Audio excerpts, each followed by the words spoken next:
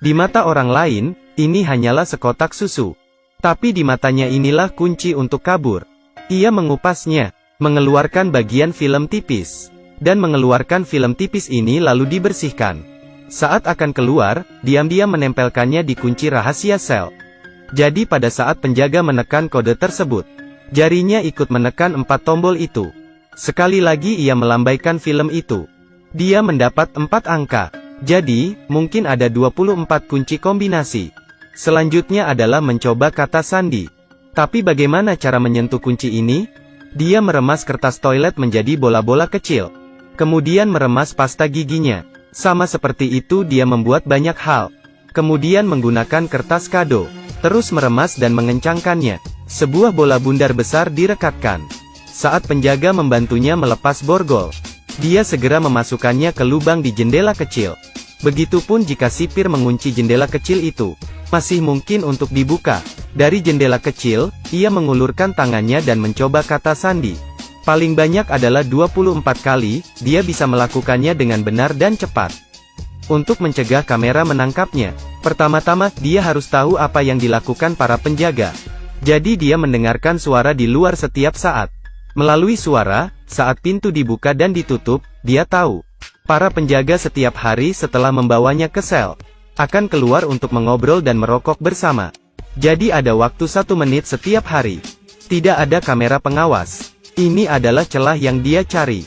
Tetapi ketika dia keluar dari penjara dan apa yang harus dilakukan selanjutnya? Jangan meremehkan Ray Breslin. Dia tahu itu untuk melarikan diri dari penjara dengan sukses. Akan ada 3 faktor. Struktur denah penjara, dan di luar harus ada yang membantunya. Dia sudah tahu aturannya. Untuk tata letaknya, dia sudah memahaminya. Begitu dia keluar penjara, dia pergi kemana-mana untuk mengamatinya. Penjara yang ketat ini, ada kelemahan, yaitu stasiun pemadam kebakaran di sebelah penjara. Hanya ada satu masalah, hanya ruangan hitam kecil itu yang ada di dekatnya. Jadi dia mengambil inisiatif untuk menimbulkan masalah. Memukul orang jahat sampai terluka. Para narapidana dipenjarakan di sebuah ruangan hitam kecil. Itu sebabnya ketika dia mencoba kodenya, dia meninggalkan ruangan hitam itu. Menemukan ventilasi ke stasiun pemadam kebakaran. Dia memanjatnya. Ketika para penjaga melalaikan tugasnya, dia naik dari sisi ini ke atas pipa ventilasi. Mendatangi stasiun pemadam kebakaran. Dengan cepat mengganti bajunya dengan baju pemadam kebakaran yang tidak terpakai di sini. Sekarang harus ada faktor ketiga. Cadangan. Ia sudah membuat janji dengan rekan satu tim dari luar. Pada titik ini sebuah mobil kecil akan meledak. Ada kebakaran, maka truk pemadam kebakaran akan diberangkatkan. Dia segera bersembunyi di bawah mobil pemadam kebakaran. Ia pergi dengan mobil ke tempat kebakaran terjadi. Muncul dari bawah mobil. Ketika setiap orang sibuk, tidak ada yang memperhatikannya. Masuk ke mobil rekan satu timnya. Ia berhasil kabur. Benar. Dia bukan seorang kriminal, tapi seorang ahli melarikan diri dari penjara. Dipekerjakan oleh Biro Penjara Federal untuk menguji secara nasional tingkat keamanan setiap penjara. Metode pengujiannya adalah menggunakan identitas palsunya untuk masuk penjara, kemudian mengandalkan dirinya sendiri untuk keluar. Dalam 7 tahun dia memeriksa keamanan di 15 penjara. Tidak ada tempat yang bisa menahannya. Sampai suatu hari, orang dari Chia mendatanginya. Ia mengatakan ada penjara yang sangat misterius. Terutama menahan penjahat yang tidak ingin diterima oleh negara manapun. Chia ingin memeriksa apakah penjara ini aman atau tidak. Tetapi mereka tidak tahu di mana penjara ini. Ini adalah misi yang berbahaya. Ray Breslin setuju dengan mereka. Segera tanggal penangkapan tiba. Sebelum berangkat, takut terjadi sesuatu, bawahan juga memberi alat pelacak GPS di lengannya. Baru saja melangkah keluar, Ray Breslin segera ditangkap. Tapi dia tidak menyangka, orang-orang ini menggunakan kekerasan dengan cara yang tidak biasa. Pertama menggunakan pistol untuk menjatuhkannya. Setelah itu semuanya sepertinya sudah direncanakan. Langsung menggunakan pisau untuk mengeluarkan GPS. Kemudian obat penenang dimasukkan ke lehernya. Membuatnya tidak sadarkan diri. Menunggu sampai dia sadar kembali. Dia bertemu dengan seorang kepala penjaga dengan setelan jas dan sepatu kulit. Ray Breslin merasa tidak tahan. Dia berkata bahwa itu terlalu kejam, dia tidak bisa melakukannya.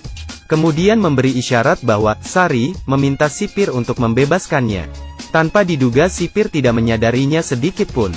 Masih menahannya. Ternyata kepala polisi itu bersama satu orang. Ingin merencanakan dan menyakiti Ray Breslin. Ingin menahan Ray Breslin di sini. Terkunci seumur hidup. Ini adalah penjara paling ketat di dunia. Sel setiap orang terbuat dari kaca temper. Narapidana yang ke toilet juga bisa melihat dengan jelas. Tidak perlu menyebutkan tindakan kecil apapun. Sel itu dibangun di udara. Metode penggalian tradisional sama sekali tidak bisa dilakukan. Di ruangan tertutup 100%. Tidak ada yang bisa menyentuh sinar matahari. Jumlah penjaga penjara beberapa kali lebih banyak dari jumlah narapidana. Semuanya bersenjata lengkap. Topeng itu mencegah mereka berbicara dengan penjahat. Ini untuk menghindari tindakan komunikasi pribadi. Penjara ini memiliki ratusan ribu kamera. Ada juga kamera berbentuk lingkaran. Bergerak kapan saja, dapat melihat siapapun yang diinginkannya. Tapi sel ini bahkan lebih menakutkan. Selalu menyalakan lampu yang sangat terang. Jika pernah dipenjara di sini, matamu tidak akan terbuka, bahkan lebih panas dari sauna. Ini benar-benar penderitaan. Ray Breslin melihat penderitaan di sini. Mencoba mengamati struktur sel, menghitung cara untuk memecahkannya, menunggu dia memikirkannya. Dia kelelahan dengan hipoglikemia karena kehilangan darah dan dehidrasi. Tapi dia masih menemukan celah yang dia inginkan. Tidak salah, itu adalah paku keling di lantai. Dia punya rencana, pembobolan penjara tidak bisa tanpa asisten. Aturan lama, pertama adalah mencari teman baru. Tidak perlu menunggu Ray Breslin tersenyum. Ada seseorang yang datang untuk berteman dengannya lebih dulu. Rekan satu timnya adalah tangan yang berotot. Namanya adalah Emil. Dia sepertinya telah melihat keberanian Ray Breslin dengan jelas. Begitu dia tiba, dia bertanya apakah dia membutuhkan bantuan. Ray bilang dia ingin sepotong logam. Emil mengatakan ini tidak mungkin. Ray berkata jika kamu tidak memberiku, aku tidak akan berteman denganmu. Jadi Emil tidak punya pilihan selain masuk ke ruang interogasi. Dengan panik mengejek sipir di sana. Kepala penjara marah. Meminta penjaga menghukumnya dengan siksaan air. Mereka mengambil selang untuk menuangkan air ke mulut Emil. 10 detik kemudian, dia hampir tenggelam. Tapi sekarang dia mendapatkan apa yang dimiliki ruang interogasi. Mengambil tutup lubang. Setelah selesai, dia menyerahkan tutup itu kepada Ray. Ray menganggapnya sangat hebat. Jadi dia bercerita tentang identitasnya sebagai kepala penjara. Dan juga menceritakan pengamatannya, pemahamannya. Ternyata dia tahu, konstruksi di dalam sel sebagian besar lurus ke atas. Bisa dikatakan, sangat mungkin ada tanah. Selanjutnya, suara air terdengar di bawah sel. Dia berspekulasi bahwa ada pipa air di sana. Ini pastinya adalah jalan keluar. Kemudian mereka harus kembali ke sel. Setelah perencanaan, segera mulailah ia mengambil tindakan. Emil bertanggung jawab untuk memulai perang. Ray mencengkeram sepotong roti di tangannya. Dengan sangat cepat petugas datang. Mereka semua dibawa ke sel dengan cahaya terang. Baru saja masuk, Ray segera membuka tutup yang diberikan Emil padanya. Pantulan cahaya yang kuat, bersinar di paku keling. Tunggu sebentar, mengapa hal ini sangat bercahaya? Ternyata dia pernah memolesnya dengan pasta gigi sebelumnya. 10 detik kemudian, 100 derajat Celcius menyebabkan tiang mengembang sebesar 0,03 cm3. Segera muncul, Ray dengan cepat menariknya keluar. Kemudian melakukan hal yang sama dengan 3 kancing lainnya. Selesai.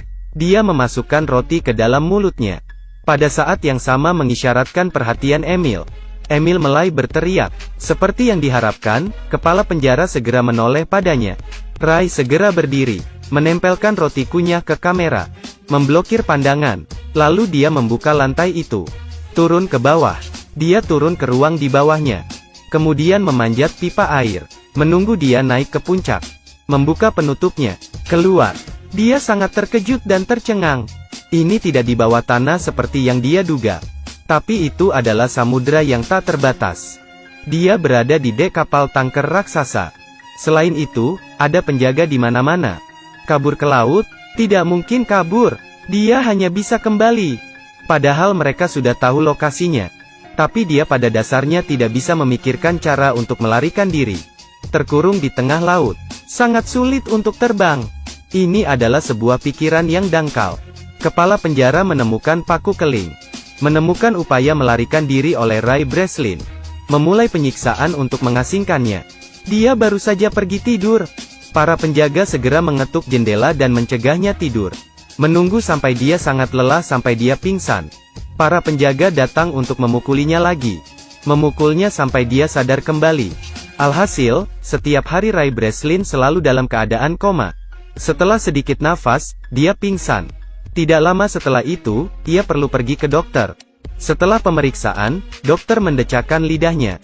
Tapi meski begitu, Ray Breslin masih tidak mudah dikalahkan. Menunggu sampai mereka berhenti menyiksa, dia terus memikirkan cara. Setiap hari dia makan nasi. Di atas meja makan, dia selalu diam-diam menciptakan alat untuk melarikan diri dari penjara. 2 lensa kaca, pulpen, selembar kertas karton keras. Dicolokkan kembali ke tabung kaca. Benda-benda yang baru dibuat ini disebut kaca heksagonal, khusus digunakan untuk pengukuran arah. Kemudian mereka membawa seorang rekan baru. Dia berpura-pura berurusan dengan kepala sipir. Sebagai imbalan untuk naik ke dek. Tiba di atas dek, segera gunakan kaca heksagonal Ray untuk menentukan arah. Ketika Ray Breslin mendapatkan nomornya, ia langsung melihat bahwa kapal itu berada di daerah yang tidak berangin. Dia mengamati bahwa tutup saluran berlawanan arah jarum jam. Jadi mereka ada di belahan bumi utara.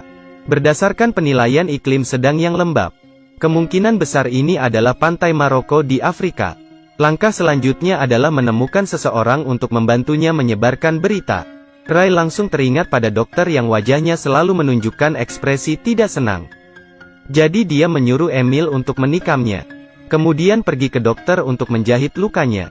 Berpura-pura sakit sesekali, mendatangi dokter untuk muntah. Tentunya ini membuat dokter akan merasa sangat tertekan.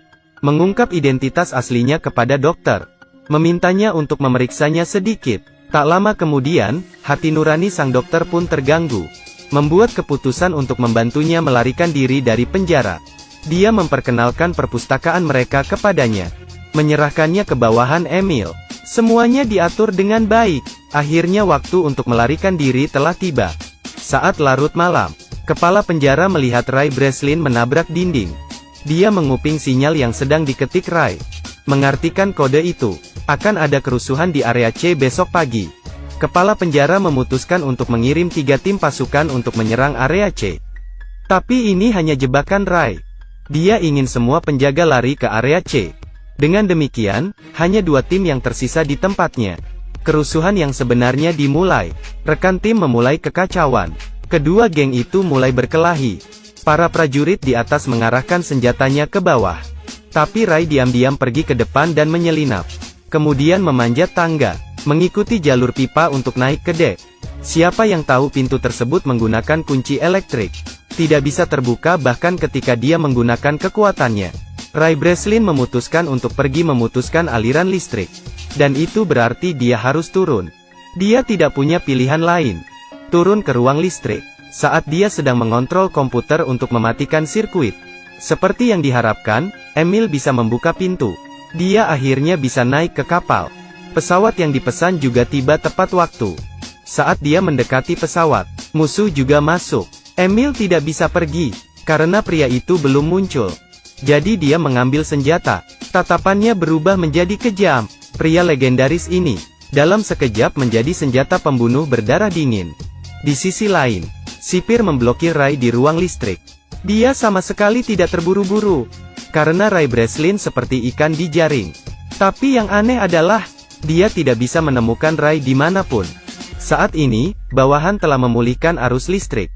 Dia tiba-tiba mendengar, tangki air mulai menyiram air secara otomatis. Senyumnya berangsur-angsur memudar. Dia lupa langkah penting ini. Ray Breslin memang ada di tangki air. Tangki air baru saja dibilas. Dia segera hanyut ke dasar laut. Ray muncul ke permukaan. Emil melihatnya di saat yang tepat.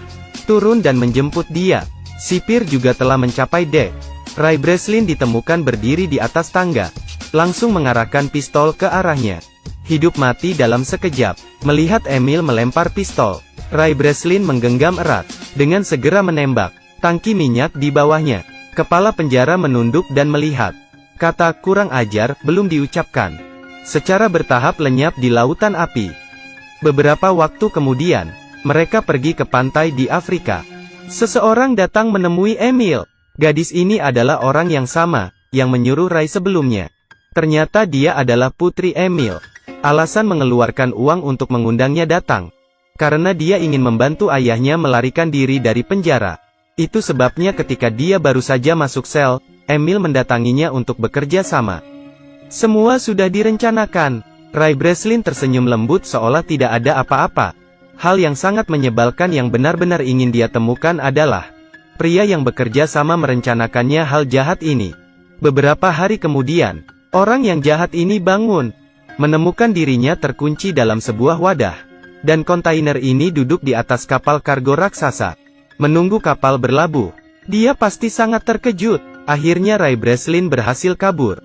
Setelah menonton legenda kabur dari penjara bersama bintang berotot, akhirnya saya merasa tidak bisa berbicara banyak. Memang, pengetahuan adalah kekuatan.